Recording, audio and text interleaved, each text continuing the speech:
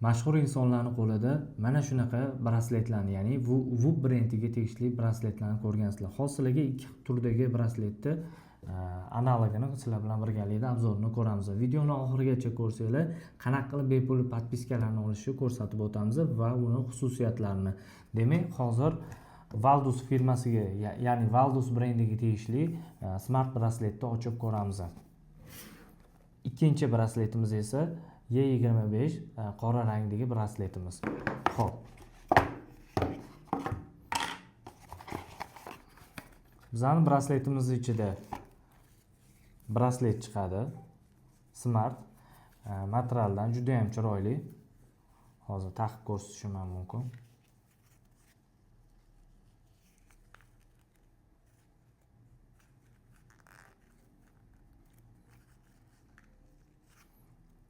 Bu o'zini yaxshi ko'rgan insonlarga juda ham mos. Nimaga?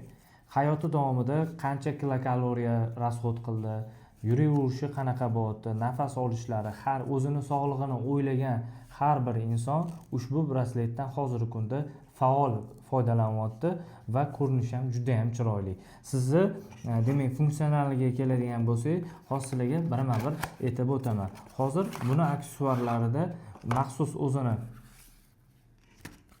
mana solib qo'yishingiz uchun o'zini qopchinchasi va bu yerda dokumentlari chiqadi.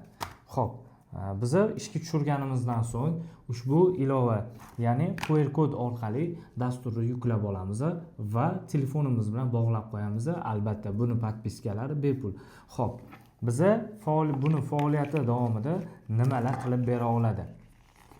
Bizga xabar berishicha, buni zaryadkasi quvvati 20 kundan 30 kungacha yetadi.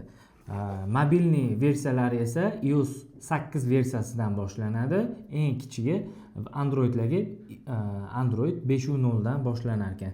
Xo'p, buni xususiy funksionalligiga keladigan bo'lsak, EKG qila oladi, diagnozlar qo'ya oladi, yurak urishini doimiy kuzatuvda bo'ladi. Agar sizda qanaqadir holat, ya'ni narusheniya ketadigan bo'lsa, narusheniya deymizmi? Agar sizni sog'lig'ingizda biron bir o'zgarish bo'ladigan bo'lsa, sizga soat xabarini beradi. Va hattoki sizni namlik darajasi va nafas olishingizgacha faol hisob-kitob qilib beradi. Ayniqsa sportchilarimiz uchun ham juda ham qulay keladi va qancha kilokaloriya, qancha rasxod qilyapsiz, qancha energiya sarflayapsiz, barchasi bitta shu brasletda mo'ljallangan. Ishoninglar, Apple Watch bu brasletimizni ortda qoldirdi desa ham bo'ladi. Sababi haqiqatan tekshiruvlarimiz natijasida bu juda ham mukammal ishlangan brasletlar hisoblanadi. Hozir qo'limizdagi bu brendiga tegishli brasletda analogi hisoblanadi, funksionali bir xil.